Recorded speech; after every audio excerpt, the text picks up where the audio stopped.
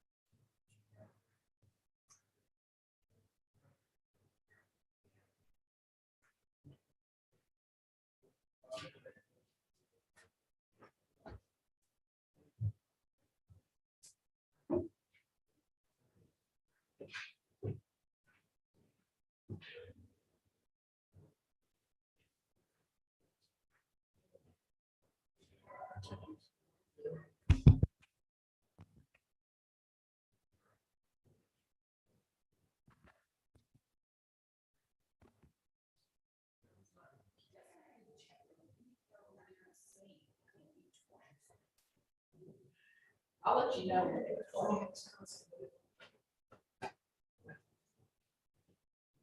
So I'm connected to the buffer. Clicking on record. It's gonna be in there.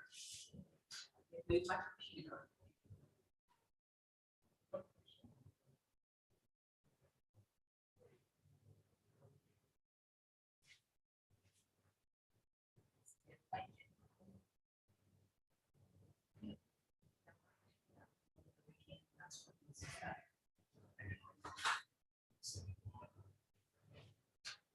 It was actually really good.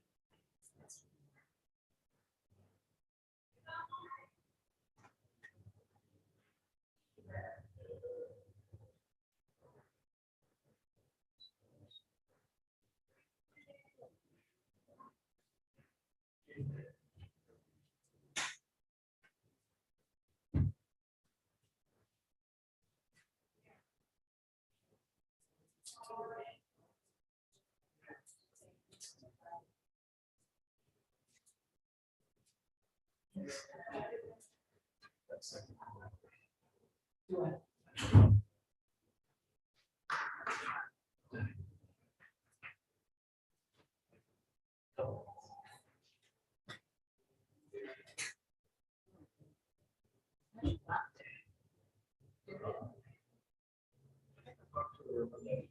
Still on me. But I was in the. Hey, good morning. How you doing? Susan. A little sleepy, but I'm doing all right. Where you at?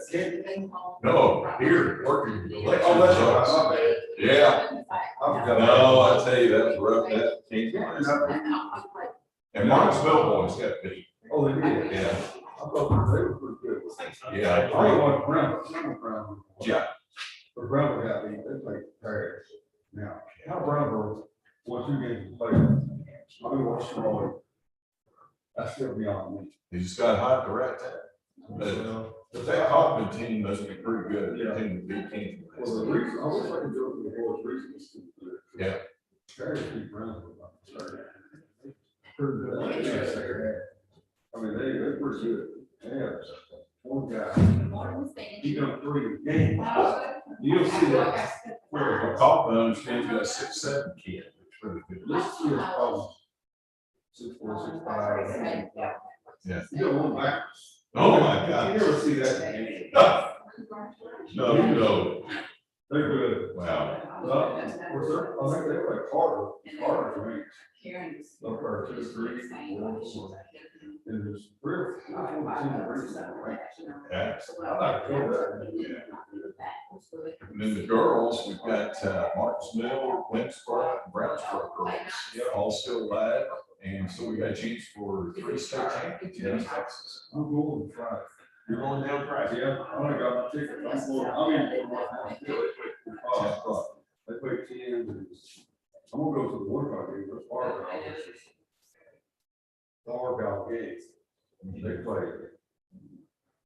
Art Jefferson. Yeah. They're both. Actually, really, it's easier to draw. I think they play 3. But Argyle's #1. Or Jefferson, whatever they're going to. Yeah. Well, they're 1 or 2 players. Wow. That will be exciting. Yeah. Well, I sure hope Martinsville girls can do it. So they got, no, I'm just trying to keep up with who's who. Now they got about Lovely. Yeah. I can't figure out how to go in and fix myself. This team's. So that I'll be able to add Most those everybody's people. 33 or 30 something. Sure. I tried to mess with it, and I thought, Yeah. So it could be I can't tough. remember. But Martin was tough. Oh, yeah. They've been here so much, that makes a difference. It does. Makes a lot. Morning. I love watching them play. Oh, I yeah. love watching them all play.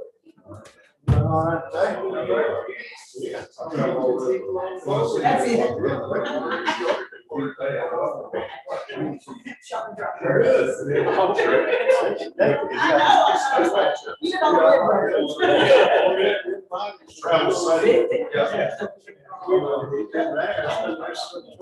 Yeah. And, you'll be right. I created the photographic collection in the inventory. Yeah, and I got gastronomia with Brenda.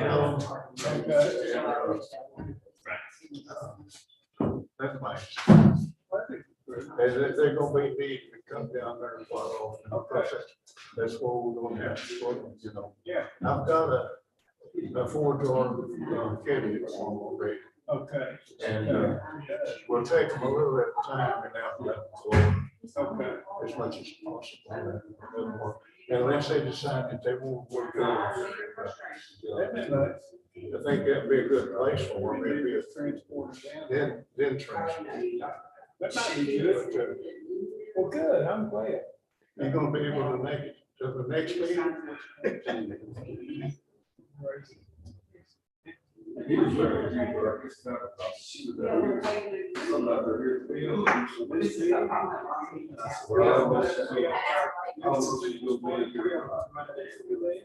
Another special comment. Yeah.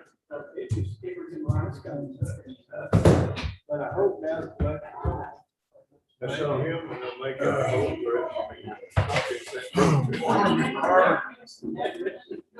Yeah, I saw that too. How's things going in the news world? Yeah. Last night, we were done by 10 or 11 o'clock, so. All right. Now today, who knows what might happen? good morning. Hello there. I had to highlight. We have a election. Just a little bit. Just a little one. I see that.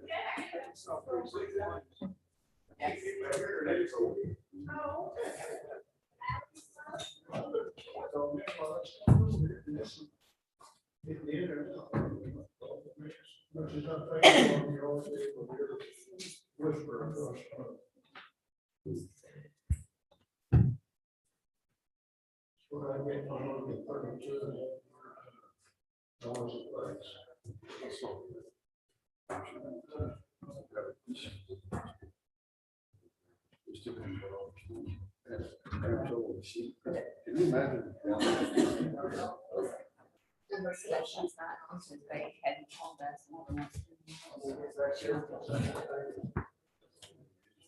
Yeah, she was. Well, Yeah, and I hate to be in that one. Our person. Yeah, your work is. That's, I hate to be a little, that's a party. So much things going on.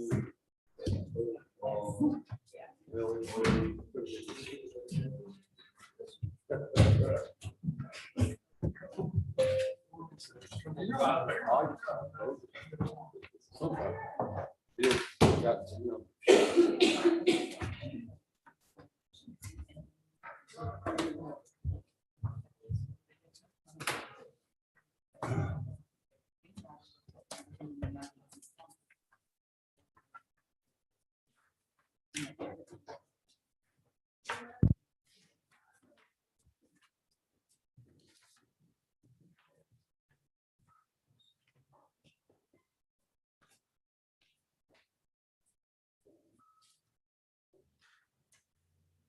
Thank you, Chris. Good morning. Thank you for being here. If you'll stand, we'll be led in a word of prayer by Commissioner Pearson and remain standing for our pledges. Our God and our Father in heaven, we're so grateful to you for this day and for the blessings that you provide for us each day. We love you so much, and it's because of Jesus Christ that we have the privilege to approach your throne. Our Father in heaven, as we begin this meeting, we pray your Holy Spirit is here with us, that you guide us in the decisions that we make for our friends and our family here in Van Zandt County. Our Father in heaven, we pray for all the nations of the world right now, especially for Ukraine. We're sorrowful that that war is going on over there. We're grateful for the nation that we live in and all the blessings that we have, but with those blessings come many responsibilities, Father. And I pray that our nation, our leaders of this country did everything that was possible to prevent that war from happening. And if it didn't, Father, I pray that you forgive us for the mistakes we made. Go with us through this meeting.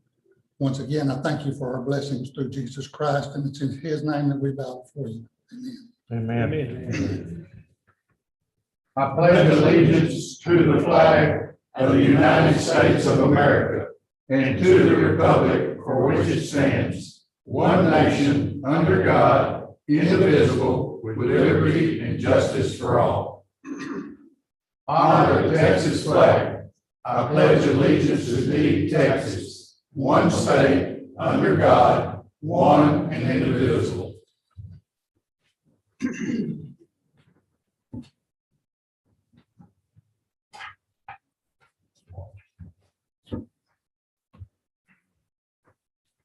Call to order the regular meeting of the Van Zandt County Commissioners Court on Wednesday, March the 2nd, 2022, 9:02 a.m. Announced quorum is established with all members of the court present. Item number 2, discuss and consider dispensing with the reading of the minutes of the meetings of the Commissioners Court, approval of same for January the 19th, 2022, January the 21st, 2022, February the 2nd, 2022, and February the 16th, 2022. So moved. Got a motion, Commissioner West, second by Commissioner Melton. Any questions or correction or additions to the minutes? Yes, sir. It's no big deal. Y'all might want to amend your motions in just a minute. Susan, on the meeting of January the 19th, at the very end, where we reconvened from open session, and that appointment where we appointed Tommy Monk, it says that the appointment will only be until November votes are canvassed, and then it says December 31st. That December 31st needs to come out. The appointment's only good until the votes are canvassed, and then whoever wins will take office. Okay. December 31st. Just take that out. I'll amend that motion. And then there's one other, Susan, just on the last meeting, Okay. on February the 16th, where we discussed trimming the trees. Yes, sir. on the court. It's all, everything's correct. We just forgot to put all voted in favor. It doesn't say Okay. whether we passed it or not. And if y'all could, I think that's something she can correct real easy. Sure. Uh, Is that your motion with those corrections, Mr. West? Yeah, I'll second it with those corrections. Okay, got a motion and second with the corrections, those two corrections to the minutes. Thank you, Sue. Welcome. All in favor of approving, say aye. Aye. Those opposed, same sign. Motion carried. Item number 3, discuss and consider approval of county bills for payment as submitted. You have the bills before you. Got a motion by Commissioner Melton, Second.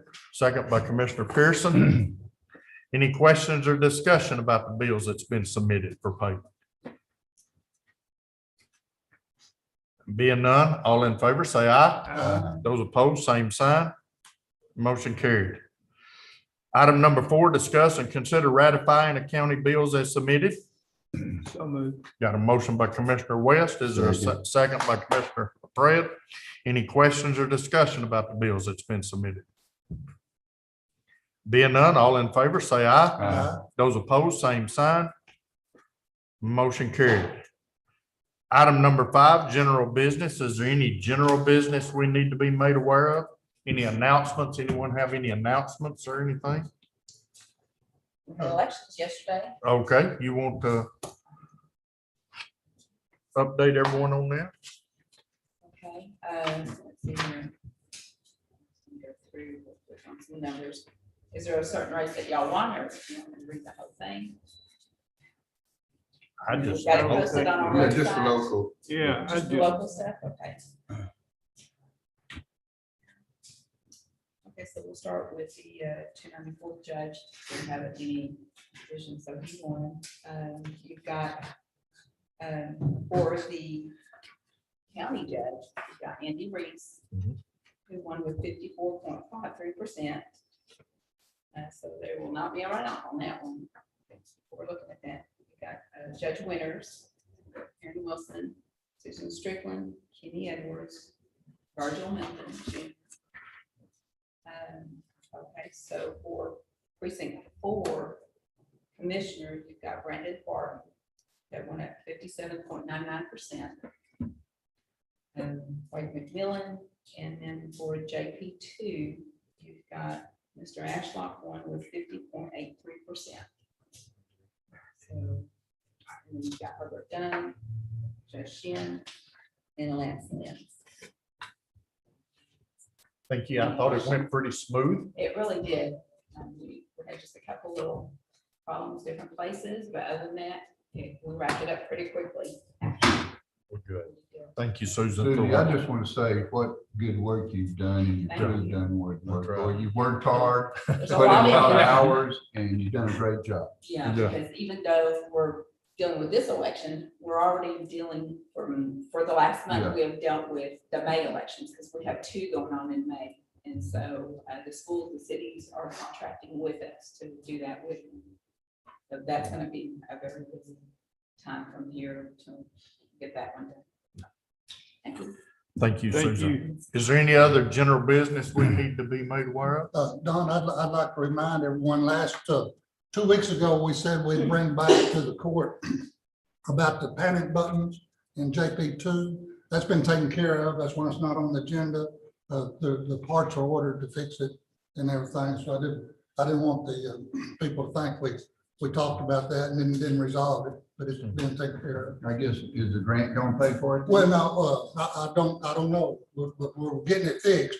We'll have to follow up on that later. Okay. But remember, in the meeting, we said we'd fix it and then turn it in. Hopefully the grant's going, Pending the grant. yes. Hopefully the grant's going, but we can't wait till we get a decision. We gotta get that panic button I going. agree with that. Yeah. Okay. And that's been resolved. Anything else? Being nothing, we'll move to item number 6, public comment. Scott, did anyone sign up for a public comment? No. Okay, no one signed up. Item number 7, discuss and consider appointing Kerry Wolverton and Robert Gaston to the Banzai County Historical Committee, Commission. Elvis, did you want to address the court on that? Not necessarily. Okay. I'm very glad to see them to be put on there. Gaston has already attended 3 meetings about it. You don't come to a historical commission meeting unless you're interested in it. And Carrie Wolverton, of course, she's president of Geological Society. And she's very astute on research. Yeah. So I think great asset. Right. And I'd spoken with Elvis and he had recommended. I'll make a motion. Okay. We appoint him. Okay. Second. Got a motion by Commissioner Melton, second by Commissioner West. Any questions or discussion? Being none, all in favor, say aye. Those opposed, same sign. Motion carried. Item number 8, discuss and consider approved contract or contracts for legal services for criminal indigent defense. Judge Martin, you may address the court. Good morning. Thank you for having me.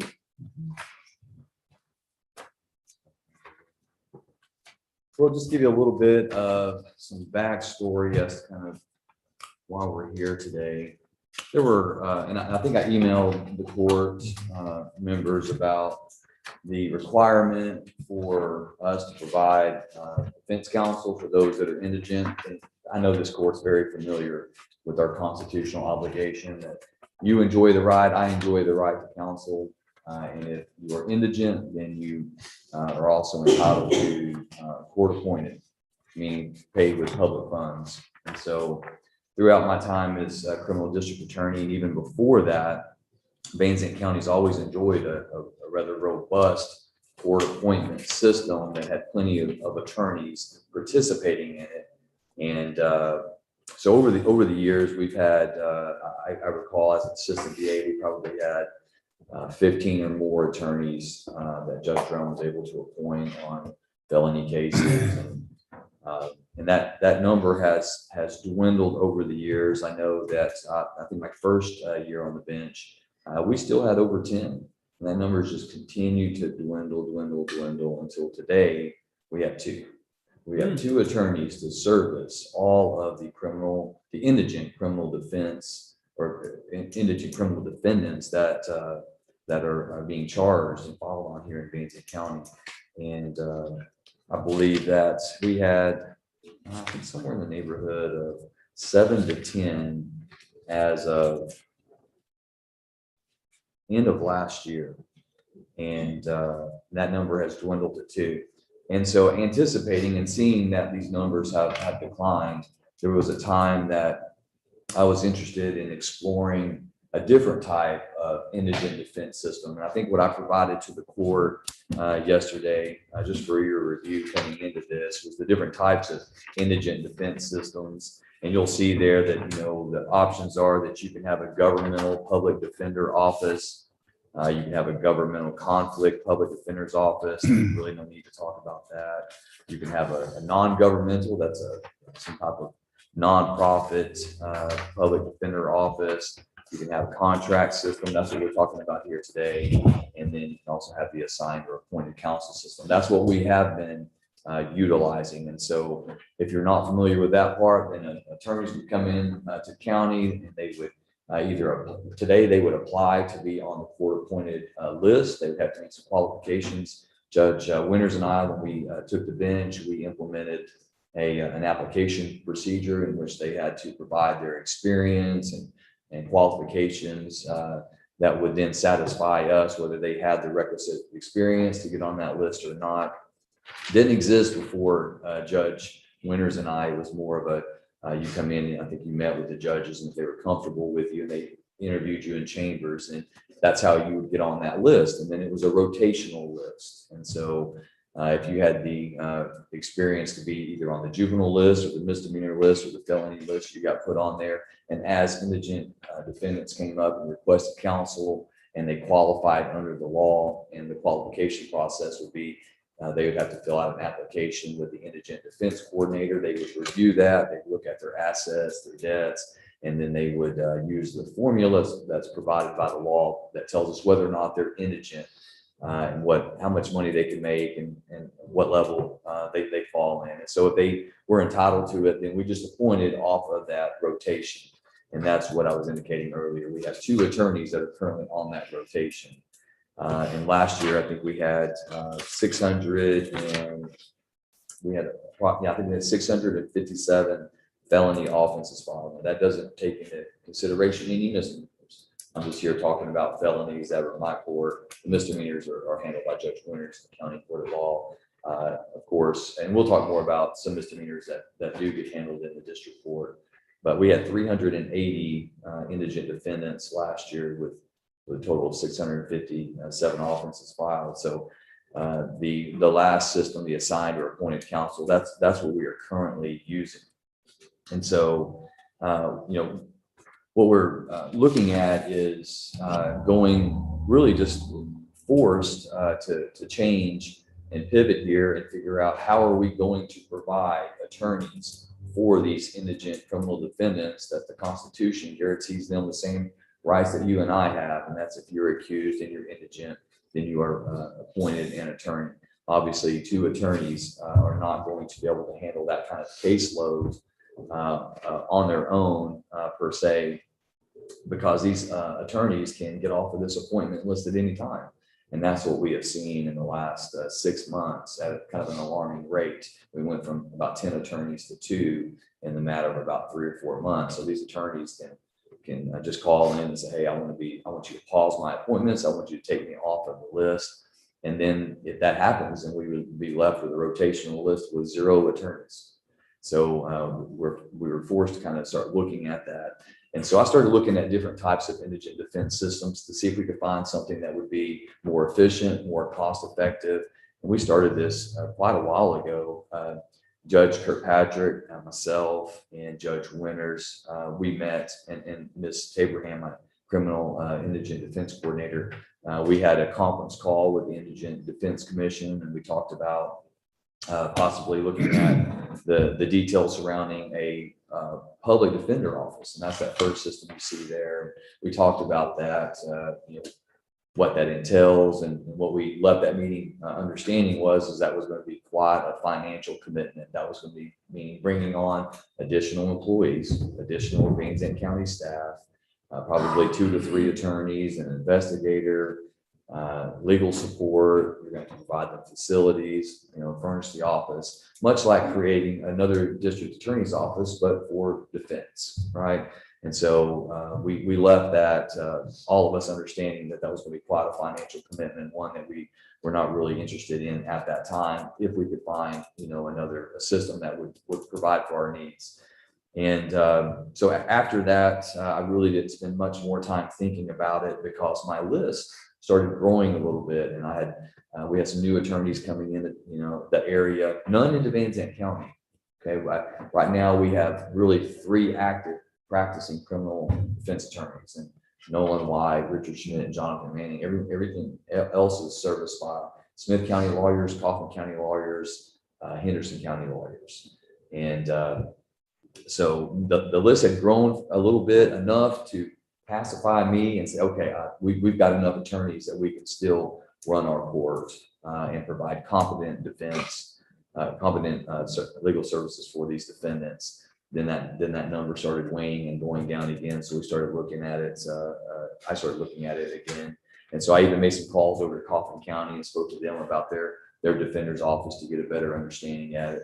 And it left me with even a greater desire not to embark on asking for any type of public defender office. I think over in Kaufman, speaking with those that are familiar with the system, it was kind of in disarray, wasn't managed well, and they were sending out more cases to their court-appointed lawyers than they were to their public defender's office, which is backwards. So we moved on. I moved on and started trying to figure out what other system that we could employ.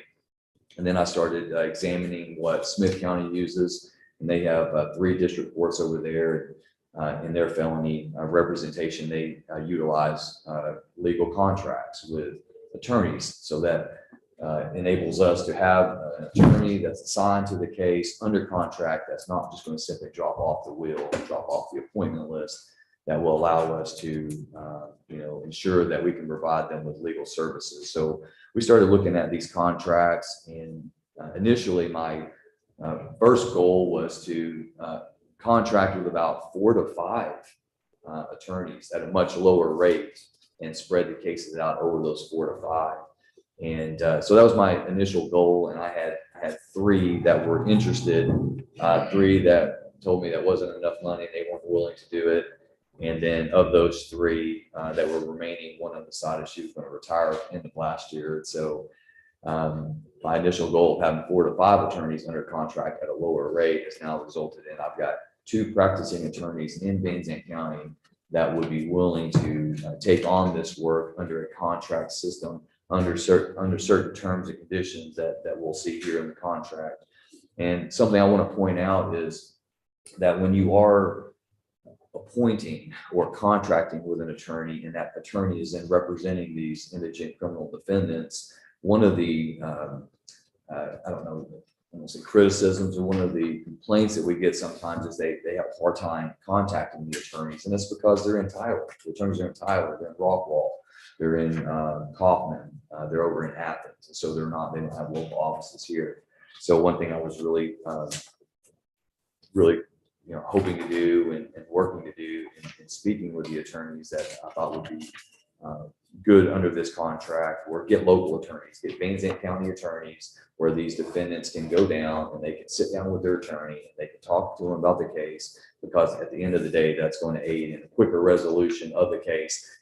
They're able to get in there, see the evidence, talk about it, get the legal counsel they need so that they can make a decision and come back to court on their court dates. And I move their court dates along pretty quick. I rarely set it out past 30 days because I try to keep the fire lit under both the state and the defense. And so the 2 attorneys that would be in Banzai County, 2 of the 3 that actually practice here, Richard Schmidt and Jonathan Manning, I went into discussions with them about if we went through this process, would you be willing to do it? There's no sense in going and asking for a contract to be approved if no one's willing to take the contract under the terms and conditions that we would lay out. And those terms and conditions would be, how you're going to conduct your work to the extent of when you have to make, contact with them, how many cases do you have to carry, how much you're going to get paid for those cases.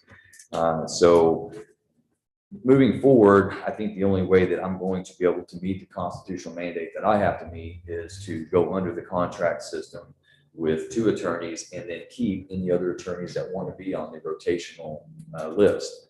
And so it would be a hybrid system where we would push most of our cases into the contracts. If we had a conflict, if there were 3 people that were arrested in a car, and one went to one contract attorney, the other one went to the second contract attorney, and then we had a 3rd person out there that the first 2 attorneys would be legally conflicted in representing because they have conflicting interests with the other 2 people that are arrested. We would use that hybrid system to appoint, the 3rd person. So I'm optimistic and hopeful that the list will continue to grow, so we can utilize that when we need, but it's not something that I can bank on. It's not something that I can feel comfortable that the list will continue to grow so that we can, provide the competent legal services that we need.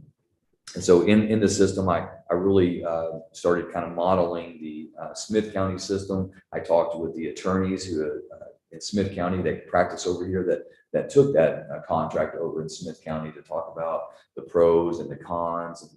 And they were kind enough to give me their counsel on that. So we kind of use that as a jumping off point to shape this contract that you see before you today. And so this contract method is used in quite a number of jurisdictions, but closest to us, what would be Smith County. In Smith County, the 3 district courts, they have 2 contracts with 2 attorneys for each one.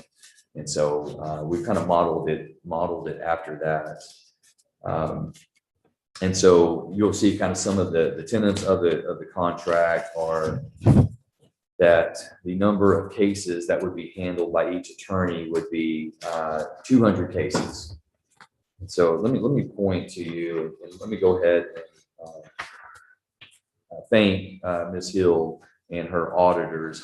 Before bringing this to you, I asked her basically for a feasibility study, for what kind of fiscal impact would this have if we did it. Me knowing that if it doesn't make sense financially, then there's no sense in coming. We'd have to find another alternative.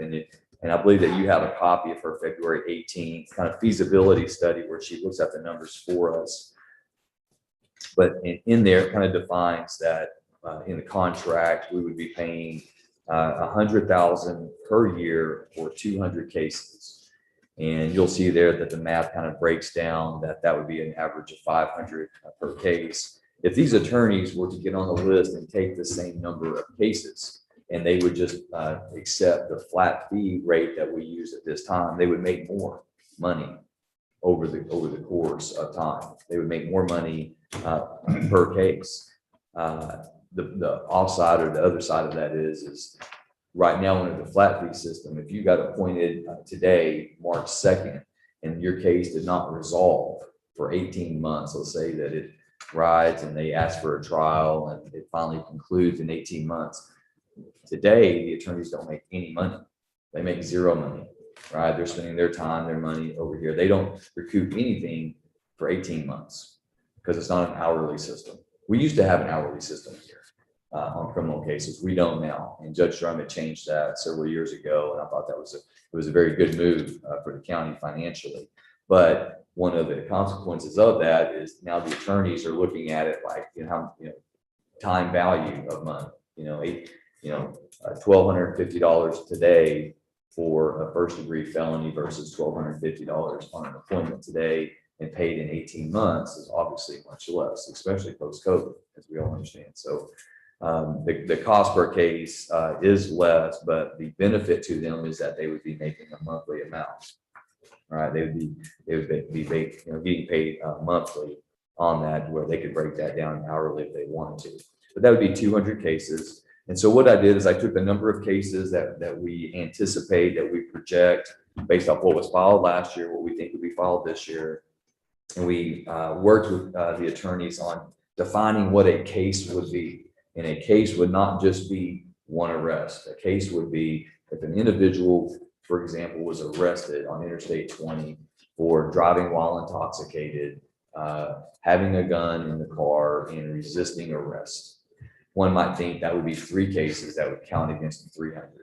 In our contract, we've defined cases as per occurrence, per transaction. So those 3 cases would be 1 case. Those 3 arrests would be 1 case because it came out of 1 transaction. You're going to be dealing with the same facts. And when you get to court, you're going to be looking for a disposition that involves all of those, includes all of those, and resolves all of those. And the attorneys, Mr. Schmidt, Mr. Manning, are willing to accept that definition because they know in the practice of law, that's how you're going to look at the highest, crime anyway, and that's going to be your focus. Focal point will be resolving that, and everything else will fall in line under that. So, looking at the feasibility study, and I want to thank Ms. Hill and her auditors for taking the time to do this for us with the help of Ms. Taberham, my indigent defense coordinator.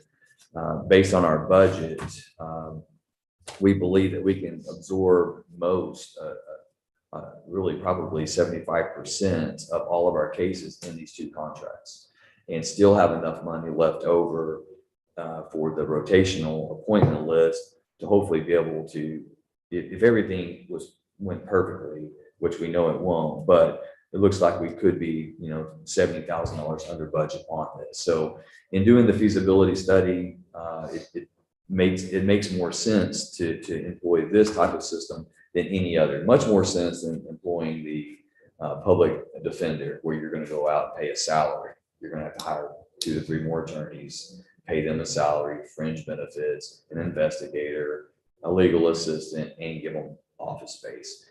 You all are more familiar than anyone with the costs associated with that. And so based on the feasibility study, I believe that this is going to be really the only viable option that we have in order to provide the indigent legal defense that we have to under the US Constitution and under the Texas Constitution and under the Code of Criminal Procedure. So I've kind of given you some of those numbers in the $500 per case and kind of how we would do that.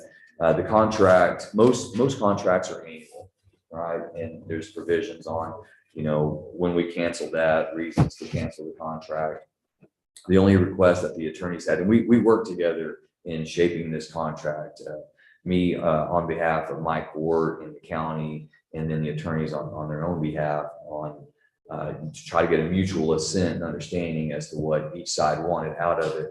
But one of the issues that they wanted was, okay, if we're going to take this on, then it's going to cause us to change the way that we do our private business, because there's still going to be private practicing attorneys who will still be hired to take cases. This is not all they're going to be able to, this is not all they're going to do. They would be capping themselves financially if they did.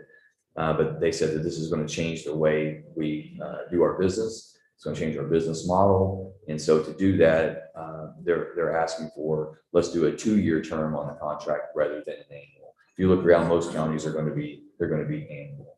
I had no issues with that, because I know that, there's other opportunities that I can cancel the contract on behalf of the court. I could bring it to the commissioner's court, and they also can cancel the contract if we get into this and they're not happy with it. It's too much work. It's not enough money, or vice versa. I don't feel like there's enough work being done, enough cases being moved, that we're not tied to 2 years. I don't anticipate that to be a problem. If I did, I would move on and find other attorneys that I felt like would do a good job. But I have trust and faith that these two gentlemen, being Banzai County residents, being local practitioners, having worked with both of them at the criminal district attorney's office, I understand and know what they're capable of, and they practice in my court daily now, and they have a good relationship with the DA's office. So I see this as hopefully being, I think it's the most viable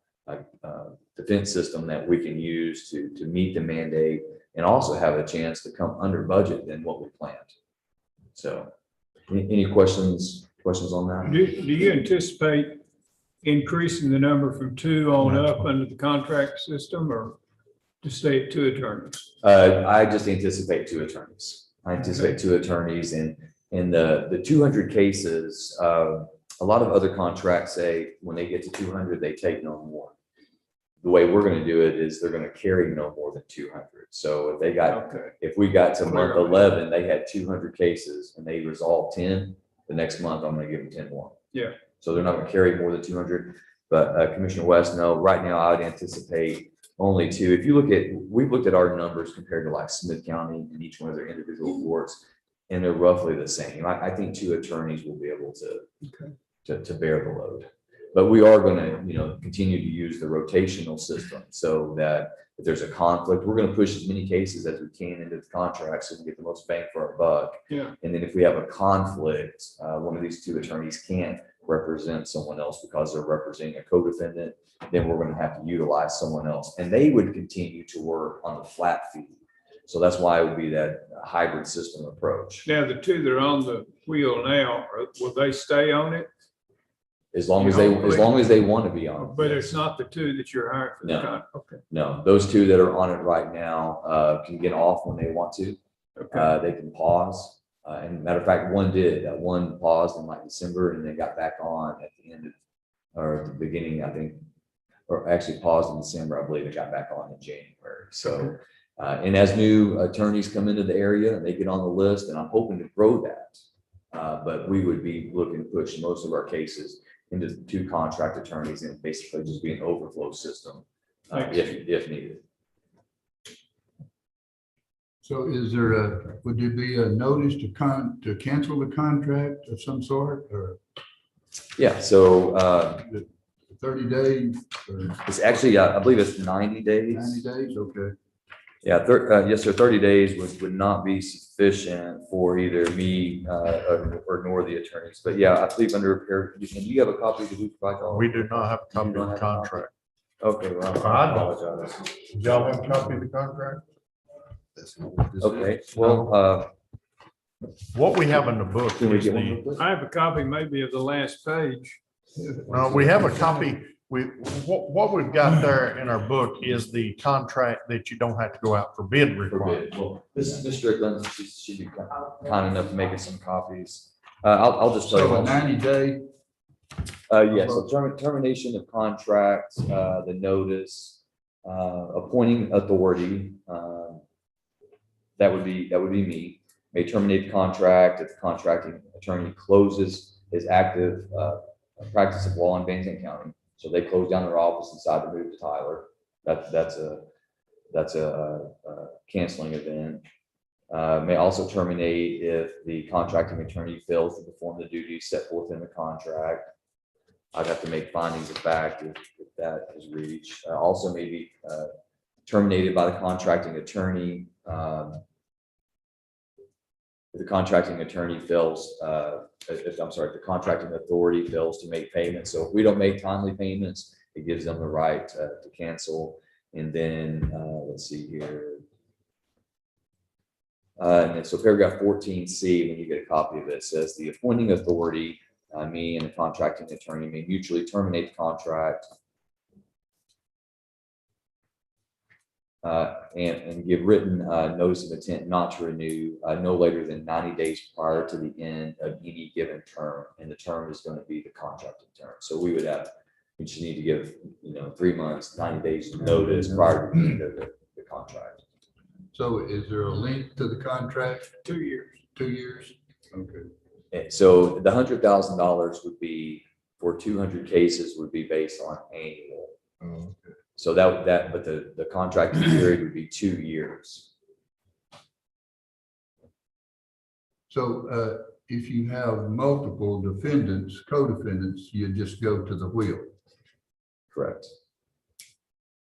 But I guess you have a problem with experienced attorneys to handle felony cases too. Yes, sir. Yes, sir, I do. So a lot of times you'll find more attorneys are qualified to get on the misdemeanor appointment list, but not the felony. This is one thing that Judge Winters and I experienced when we first took the bench, was that we had attorneys that were on the appointment list who had never tried a criminal case. It's because I believe they weren't vetted, and so they weren't asked, they weren't required to put on an application what their experience was. It was just, you're licensed to practice law, you're in good standing, you have an office close by, and you're willing to do it. And so one of the first things that there was a case that I was conflicted on, and Judge Winters took. It was a serious felony case in intoxication manslaughter. And on the eve of the trial, the court-appointed lawyer, no longer a court-appointed lawyer here, brought it to the court's attention that another attorney had been appointed to help her because she was concerned about her abilities. So we appointed another attorney, right? Another attorney had been appointed prior to Judge Winters and I.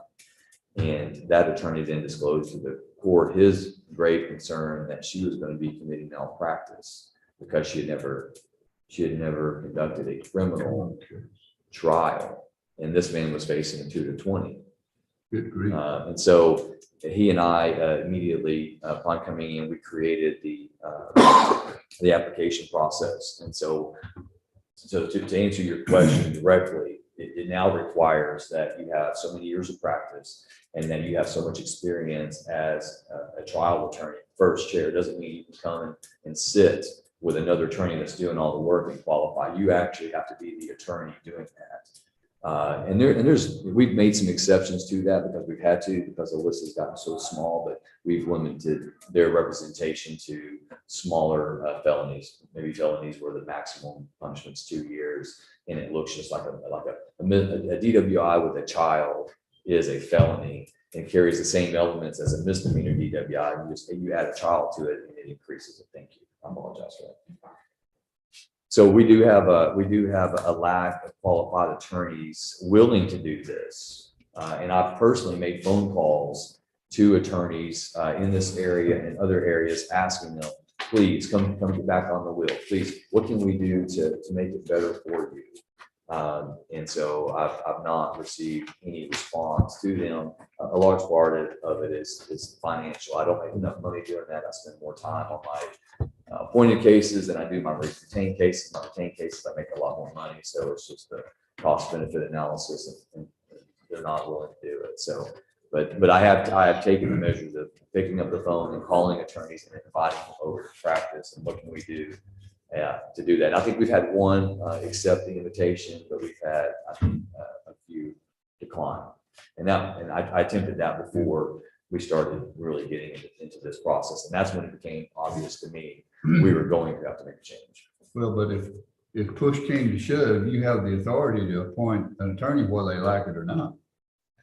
That's true. I mean, I'm not saying you would do that, but. Correct. And a lot of times when that happens is you're calling in a favor. And those appointments usually come on like murder cases and things of that nature, where you don't maybe have a qualified bar willing to do that or able to do that. And you call a private attorney, you say, hey, as a favor to the court, would you be willing to accept this? But if we ever had that situation where someone was unwilling to accept it, and you legally made that decision, then the one that's going to suffer is probably going to be the defendant, because now they're getting legal counsel that was not willing to do that. But I'm very optimistic that under this contract system, we're going to improve the legal representation of indigent defendants. And I really believe that we're going to move the cases faster. I really do believe at the end of the year, we're going to save money. That's obviously a trifecta. If I could get that, Yeah. wow, I'd be, Yeah. It would be unexpected, but great. It would be great. But the two attorneys that I would be looking at, they're willing to do this. They stay on top of their cases. They're local. They understand the DA's office. They have a good relationship. They know how to get things done. They know how to get in and out of the Banzai County Jail better than the other. So I'm hoping that and their expertise on top of that lends to their experience will make it easier in their representation. And quite frankly, they know me. They understand how my court works. They know what my expectations are. And so I think they're able to get that done versus someone who's coming from, another county, who's then spending their time in other counties. And that's what we see a large part of is sometimes you have an attorney who's on the wheel over here. They're also in Wood County. They're also in Coffin County. They're also in Henderson County. They're also in Smith County. And then we're all competing for their attention. And I believe that these attorneys are not going to be on anyone else's appointment list, and they're going to focus their work here under this contract. Any other questions for Judge Martin? Makes sense to me. So I know you'll need time to go over that contract, and if y'all have any more questions, I'd be happy to answer those. And make sure did I give you a copy of Ms. Hill's feasibility? Yes. Okay, that's an important one. And then also we do, as you referenced, Judge Patrick, I believe we do have the ability to not have to go out for bid since this is a professional service. Ms. Hill has also provided that to me, and I appreciate her doing that. So this is, I really sat on this as long as I could, hoping to frame that, I don't have to make a change because I didn't want to. It was working fine for so many years, and that's what I had grown accustomed to. And I wanted to keep that. I didn't want to have to go through this process. But once we got down to two attorneys, and those attorneys can come and go as they please, it became a stark reality to me that we're going to have to be out ahead of this. And I believe that this puts us in that position to do it. And I do foresee that if this is successful, then this is going to be the primary system we use here in Banzai County going forward, as long as we have contract attorneys that are willing to do it. Okay. Any other questions for Judge Martin?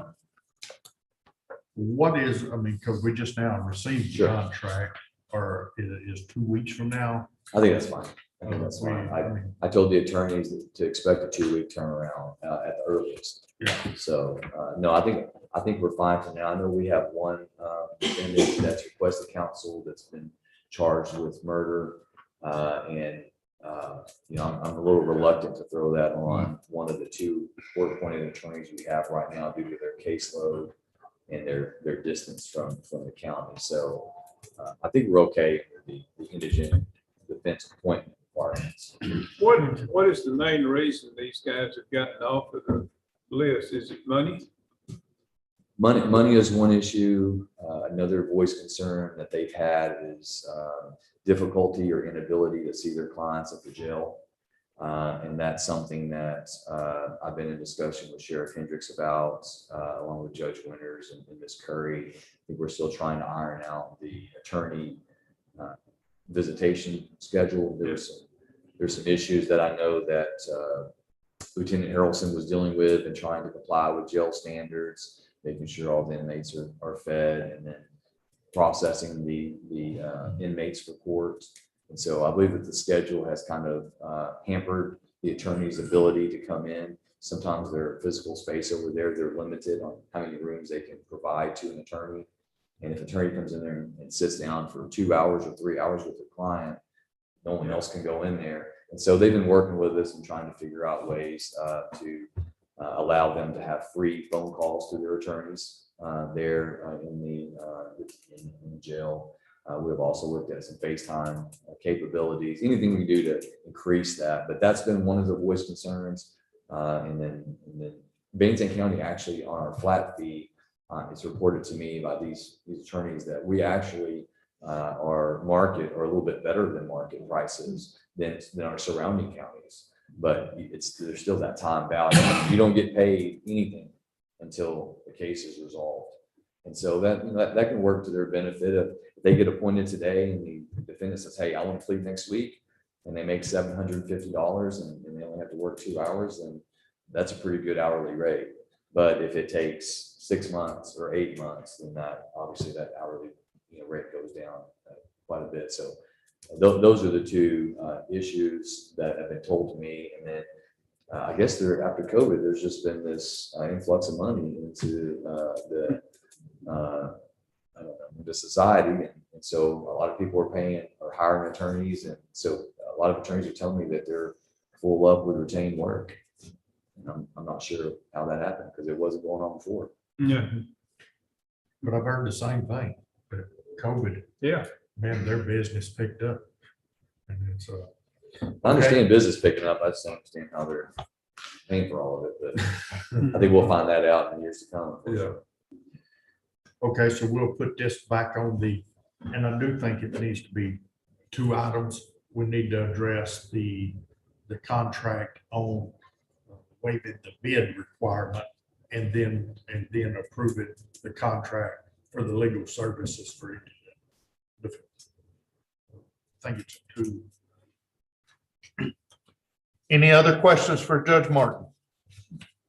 Thank you, Judge. I know it's a little lengthy, but I mean, I think it's it's going to affect, I don't think it affects the mental health issues of the rotation. It won't do that. I think Judge, the county court at law, it will affect, he's going to have some cases coming through this. Well, so I mentioned that earlier, so and I forgot to elaborate on it. So right now, the way it works is if a defendant has a misdemeanor case and a felony case, and one goes to Judge Winter's court and one goes to mine, then usually there's a motion by that attorney to either bring the felony down or bring the misdemeanor up. If the individual is arrested for a felony and 2 misdemeanors, then we're just going to take all those in the felony court for one case. And so he won't have that out of his. Now, if that person gets out of jail and they get arrested for another misdemeanor later, then he'll be back in there. So this won't affect Judge Winters. This is only going to be with regard to cases filed in the 294. So it won't affect juvenile or mental health or anything of that nature, just the felony appointments in the 294. So Thank you, sir. you're welcome. I'm sorry to take up so much of your time. Oh, no, that's If any fine. questions come up between now and then, you want clarification, let me know, and I can get that to you, and I'm happy to come back in 2 weeks. I know you're going to need time to review that. You may have a lot more questions. I'm happy to address those when I come back to you. So, Okay. Thank you, gentlemen. Thank you. Chris. There'll be no action on number 8. Do you need a motion at the table or? Yeah, you could. Yeah, I make a motion, we table item number 8. because that has that one contract. Second. I got a motion by Commissioner Melton, second by Commissioner LaPrade. the table, Was it Tim West or LaPrade? LaPrade, he was, first. Okay. Yeah. Commissioner Melton made the motion, Commissioner LaPrade second to table and bring this back, both these contract issues up at the next, maybe 2 weeks from now. Any questions, discussion? Being none, all in favor say aye. Aye. Those opposed, same sign. Motion carried. Item number 9, discuss and consider appointment of Board of Director nominations for the Banzai County Emergency Service District, ESD number 2, for the 2022-2023 term. I think that's over in Grants Lane. Mr. LaPrade, you want to address the court on that? Yes, sir. These are 2-year appointments for ESD number 2. I've submitted 2 applications and I'm nominating for those positions. It'll be John Robinson, who's currently on the board and will stay on, and Terry Kohler, a former board member that worked with us. I'll make a motion. Okay, second. That's a motion by Commissioner LaPrade, second by Commissioner Melton. Any questions or discussion? Being none, all in favor, say aye. Aye. Those opposed, same sign. Motion carried. Item number 10, discuss and consider annual lease renewal for Juan Garcia and Lou Davina Rodriguez, doing business as Smart Choice Enterprises, 3909 Macon Drive, Dallas, Texas, to operate an automotive wrecking and salvage yard located at 12848 Interstate 20, Canton, Banzai County, Texas. They bring this, I don't know who put this on there. I don't know, Yeah. Mr. Garza faithfully comes down He here does. every year for the last 10 years and done what he's supposed to do and requested. He's the only one. He's the only one in the He county. does exactly. Yeah. He does what he's supposed to do. Yeah. I make a motion, we approve the license. Okay, got a motion by Commissioner West. Is there a second? Second, Pearson. Second by Commissioner Pearson. Any questions or discussion? Being none, all in favor say aye. Aye. Those opposed, same sign. Motion carried. Item number 11, discuss and consider approving temporary part-time administrative position for Precinct 1 Justice of the Peace. Did you put that on there, Ms. Hay?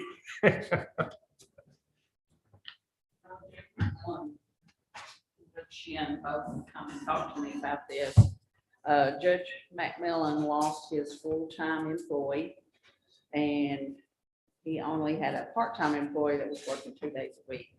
So Judge Shin's part-time employee, Pat Smith, agreed to come over and help out.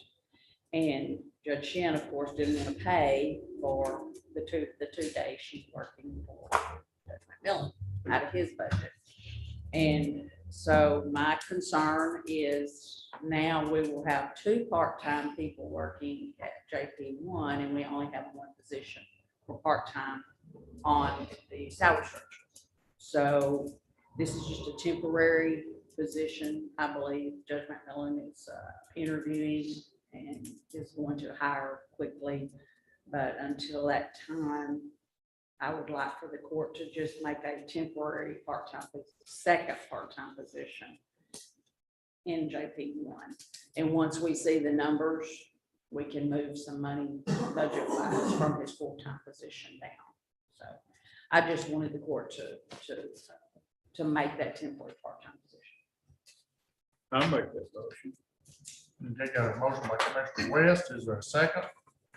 You want to put a term on it until he hires a full-time Oh, person? that'd be good, but we don't know what that's gonna be. Well, It might be a week or, And the part-time person that's working there may have to do a little bit of training, because I'm not, the part-time person that he has currently hasn't been there very long. She doesn't know very much about the office either. So, And she works 2 days a week, yes, Anna, I believe that's right. and then the other one that from Judge Shin's going to allow his to work 2 days a week, so there's still 1 day. I may stand to be corrected. The part-time that Judge McMillan is, She works Monday, Wednesday, and Friday. Okay, she works 3 days. She works for 3. So that keeps the office staffed for the 5 days. What does she work, what does Mr. Sheen's person work down there? Is she gonna be picking up a total of 40 hours a week? No, she works Monday and Friday for Judge Shin. She will work Tuesday and Thursdays for Judge McMillan. And she will not accrue up to the 30 hour, put her on the benefits, because, you know, there's give and take. There's some weeks she doesn't work.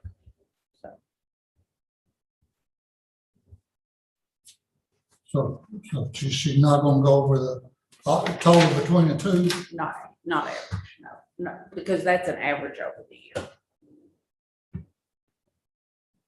And we can split the charges on her check? Yeah. We can go in and add a pay line. Right now, she's getting paid out of precinct 4, obviously. We're just going to add another pay line and recode it to precinct 1. So depending on her time, which days or how many hours, we can put so many hours on this line, so many hours on that line. Because what we've been doing, like she said, I mean, Judge Sheehan, it's just been paid for out of his budget. She's been doing over work. And he's like, well, you know, I'm not gonna do this so long. I'm gonna have to pay for it. Well, I understand. And so that's why we're trying to do it the right way. I don't know if Scott will need to set her up with a time clocking in for Judge McMillan, or we can just use her 1 clock.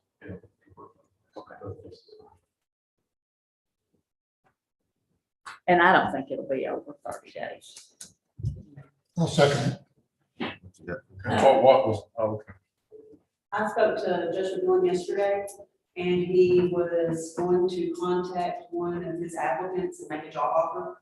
And then they're supposed to reach out to me today so that we can proceed with the offer process and get her started if she accepts the position.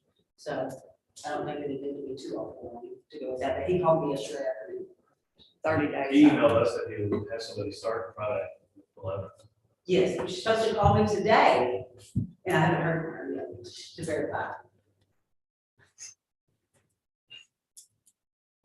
She's got to go through human resource. And she'll have to do a drug screen and a physical Yes. before she can come on board. Okay. What was your motion? That we go ahead and approve the second part-time person for precinct 1 JP Not to exceed. Temporarily. Not to exceed on a 30 days. temporary basis, not to exceed, say, 90 days. Yeah. And Okay.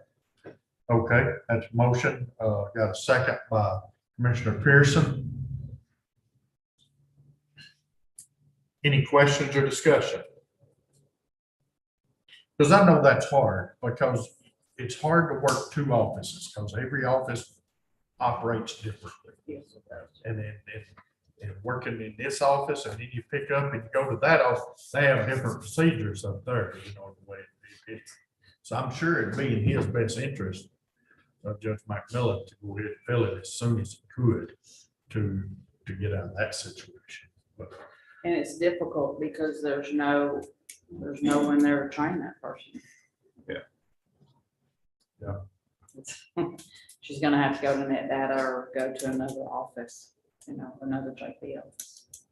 So who's balancing the books?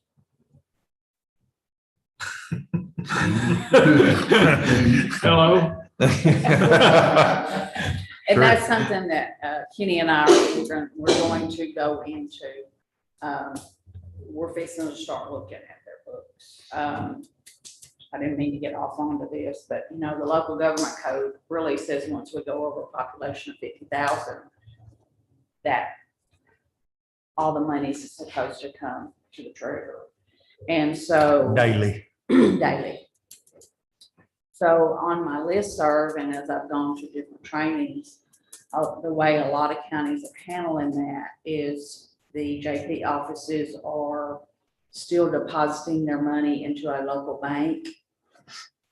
But Kenny and I would take the checkbooks and become signers on the checkbooks, and we would start they wouldn't have the checkbooks in their office. They will be maintained in the treasurer's office, which will put the auditor and the treasurer reconciling, and we would take that step out of their office. And I think that would help them a lot, because all those girls, the clerks are not bookkeepers, and they struggle with that every month. You know, it's a struggle. We have to help them, even though they're some of them are seasoned employees. They're just not bookkeepers. They're court clerks. So that's something that Kenny and I we're looking at right now. But that's gonna be pretty massive No. until you have a problem where it don't balance. And the receipt and They're still coming to my office now. Oh, okay. When they don't balance, we're there. you're doing it. We're doing it. Okay. So, and I think it will make it easier on the judges. Okay. We have a motion and second, make it temporary, not to exceed 90 days. Any other questions, discussion? Being none, all in favor, say aye. Those opposed, same sign. Motion carried. Item number 12, discuss and consider amending county policy 1B-13, weather closings and emergencies. Jennifer, would you go to address the court on that? Yes, I will. Jessica, I'm sorry. What'd you call me? Jessica. Okay. I heard it. Yeah, so with the recent times that we have been out due to the weather, we were approached by different employees. I'm sure department heads, elected officials have been approached also, with the concern being that they didn't understand that if they had worked, say 33 and a half hours for the week, and then we were closed, that they did not get to keep that additional hour and a half they had already accrued to go towards the balance of the full 40-hour work week. And so what we're going to do is to add clarification that it balances out to equal a full 40-hour work week, meaning that your admin time wouldn't necessarily be 8 hours. It may be 7.5, 5 hours and 45 minutes based on what you had worked previously in the week to get to that balance. So we just feel like this will give more clarification so that our employees, you know, understand better, because they expect that comp time to show up and it's not going to in that week.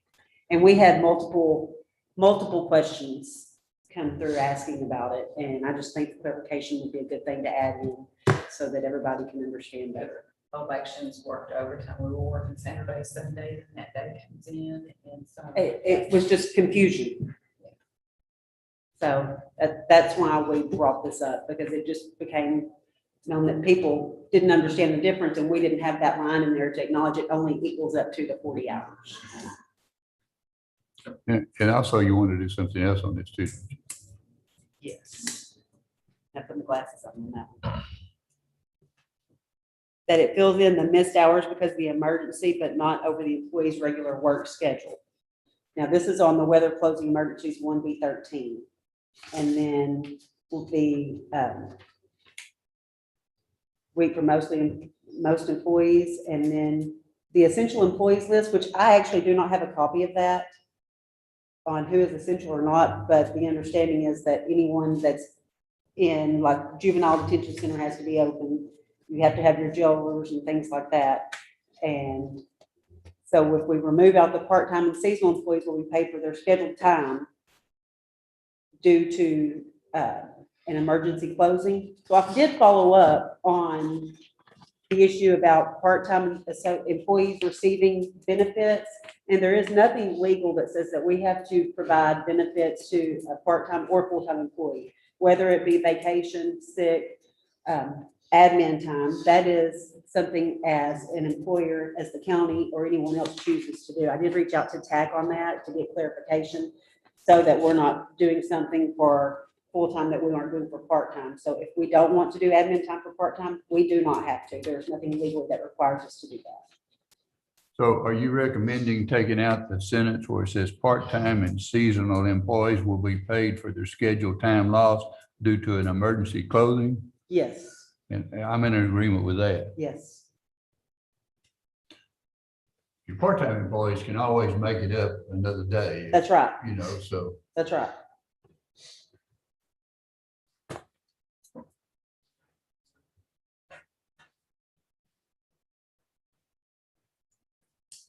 You want a motion done?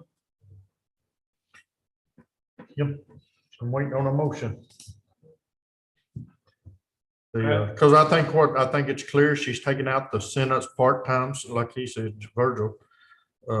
Part-time and seasonal employees will be paid for their scheduled time lost due to emergency closing. We're removing that sentence. We're removing that. You're taking that out. And then you're clarifying in the next sentence, administrative time may only be used to fill in the hours missed because of an emergency closing up to, but not over the employee's regular scheduled 40 hours a week for most employees. I mean, what it got into was, okay, we had an ice day. Well, if that, at that point, let's just say the ice day occurred on a Friday.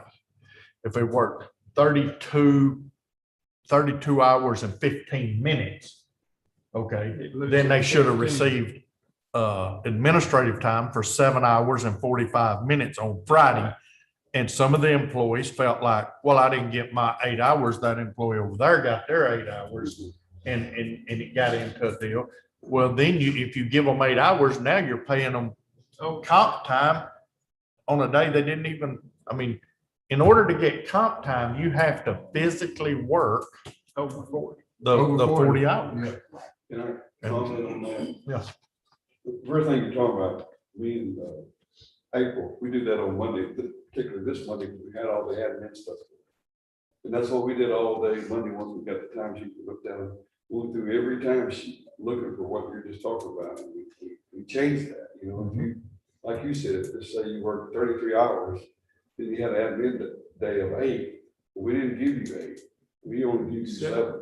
To bring you up to the point. That's what, that takes a lot of time. It Like I does. said, it ain't even, it's like 7.23 or whatever. It takes a lot of time to go through that, but we tried to do it right. Just like you do if somebody's sick. Right. Yeah. Exactly. You know, you get admin time is a filler. That's what I said. That's right. That's just fulfilling, like Susan just said. She had several ladies that didn't get any admin time because they worked so many hours. That comes, admin time doesn't mean anything to her people because you gotta work, the work hour comes first. You know, you understand that. But Right. I'm just saying that's exactly what you're talking about is what we spent a lot of time on Monday trying to make sure. Right.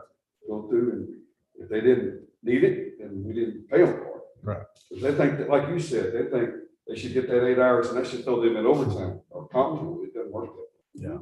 That's what. Anyway, a lot of people don't understand. But I think this language here clarifies. It'll sure help.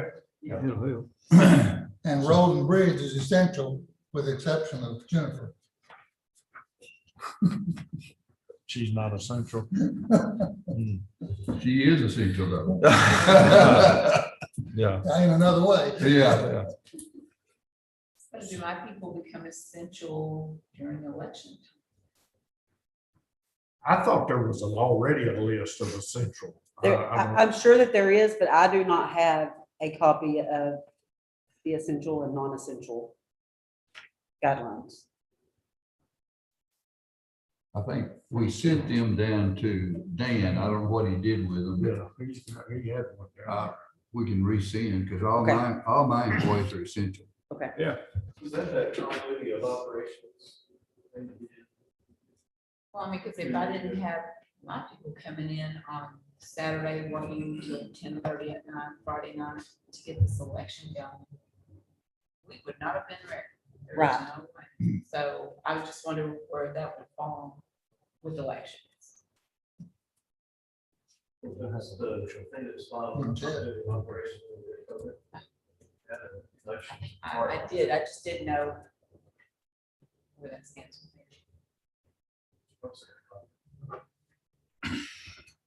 Yeah, I haven't seen that at all. Judge, I make a motion we amend this 1B-13, weather closings and emergencies, to remove the part where the part-time and seasonal get the admin time, and to add the part where it's on most employees, it'll be a 40-hour max a week. But it's like it was stated, admin time is mainly a filler to get your 40 hours for that week. Okay, that's a motion. Is That's there a a motion. second? Second. Got a second by Commissioner Melton. Any questions or discussion? Being none, all in favor, say aye. Aye. Those opposed, same sign. Motion carries. Item number 13, discuss and consider amending county policy 2A-9 administrative time. I want to address that one as well. So on 2A9 administrative time, you have a copy at the top that just shows you the policy that we currently have. And then we presented two different options. The first option basically just adds the line of administrative time may not be used for an employee to get overtime. And then our second option to change it to where it lists only full-time employees and not have part-time employees that are able to receive admin time. Yeah, I full-time like employees option clears two. it all up. Submitted. Yes. Wait, I'm sorry, I didn't mean to interrupt you, Tim. Oh, I just said I prefer option 2.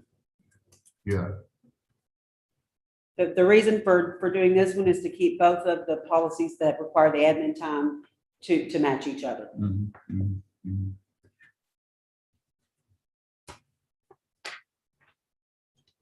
Okay. Is there a motion so moved. for For option? option 2. Okay, got a motion to approve option 2 on administrative time. It'd be 2A-9. Is there a second? Second. Second by Commissioner West. Is there any questions or discussion? Being none, all in favor, say aye. Aye. Those opposed, same sign. Motion carried. Item number 4, discuss and consider county judge signature on pro rata tobacco settlement distribution, county expenditure settlement, and hospital expenditure statement for calendar year 2021. Ms. Hill, you may address the court. Good morning again. This report is annual. We do it every year and file for our unreimbursed county expenditures for indigent healthcare services and the jail healthcare services. We just need permission for county judge to sign it. You look at the back page, the second page, you can see that our unreimbursable claims will be $588,936 rounded. You won't see that appear in your checking account. Last year, we got $8,194. We just get a small percentage of that, but every little bit. helps. The court to give judge permission to sign. Is there a motion to allow the judge to sign the tobacco, the pro rata tobacco? Got a motion by Commissioner West, second by Commissioner LaPrade. Any questions or discussion? Being none, all in favor, say aye. Those opposed, same sign. Motion carried. Item number 15, discuss and consider approved resolution waiver and affidavit from TxDOT for bridge replacement on Banzai County Road 1102 at Buffalo Creek. Is that yours, Commissioner LaPrade? Yes, sir. What this is the grant through TxDOT to replace the bridge over Buffalo Creek on County Road 1102. It's one of my few remaining wooden bridges. And they give us the option of a cash match or a in-kind match.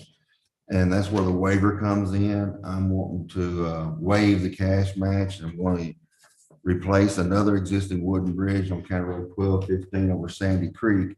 I'll replace it with a railroad car. Tank car. Tank car. And that will actually eliminate it from the bridge inventory that way and get it in good shape. So that's where the waiver comes in. The resolution relates to that. And then the affidavit is for you to sign, verifying all the facts are right. This was sent over to me by TxDOT to get approved and sent back so they can run it through their process. Okay, is that a motion? Yes, sir. Second.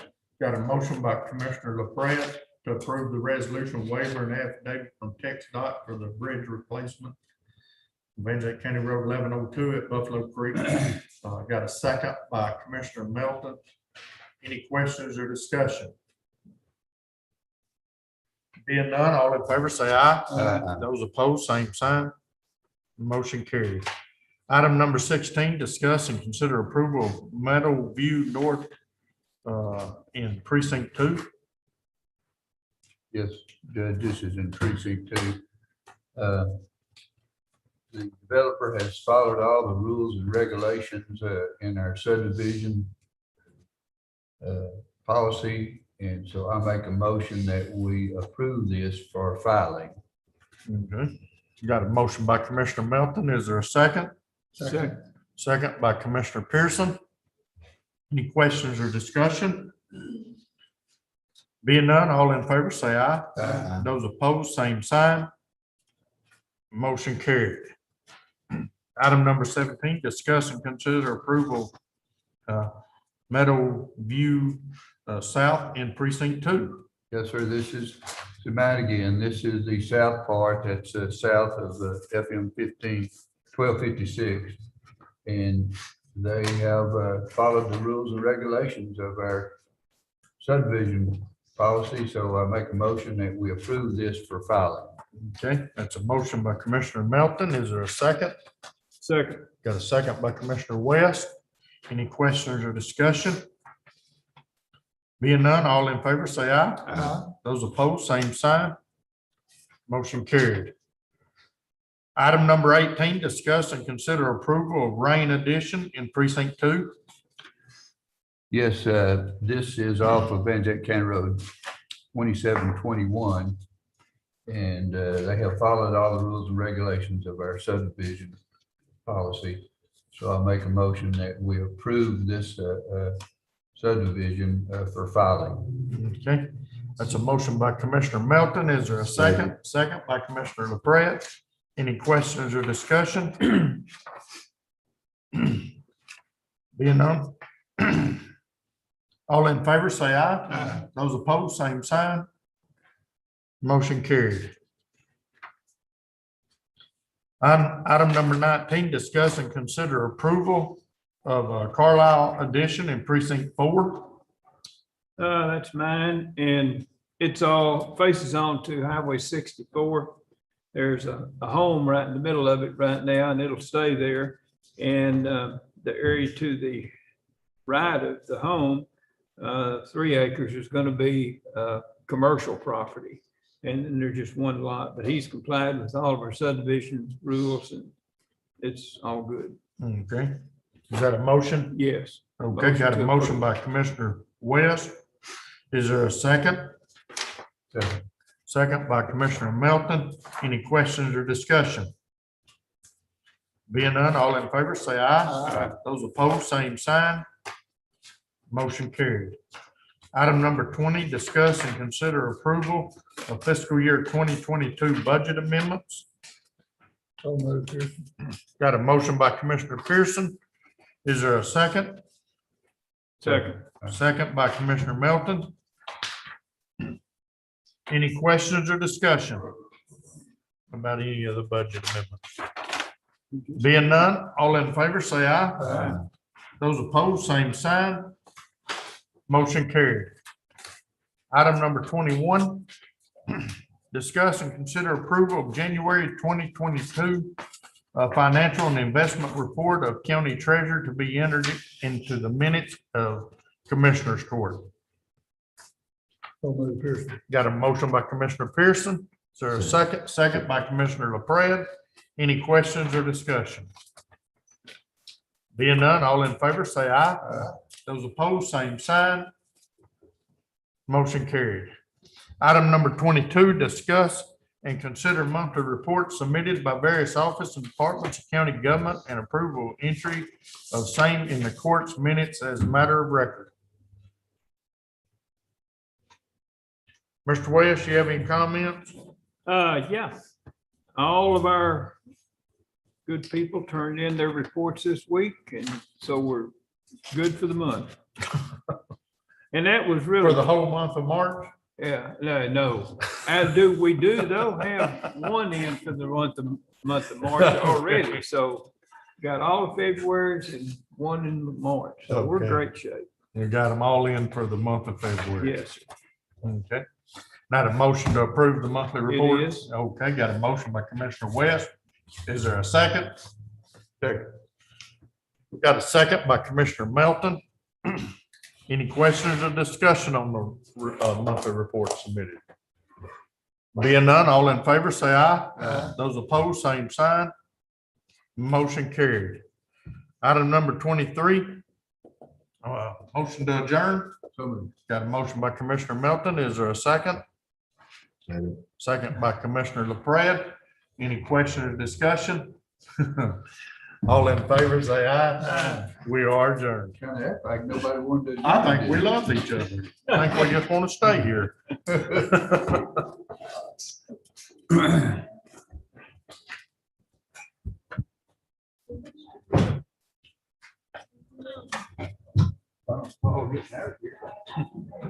It's here. Hey, guys.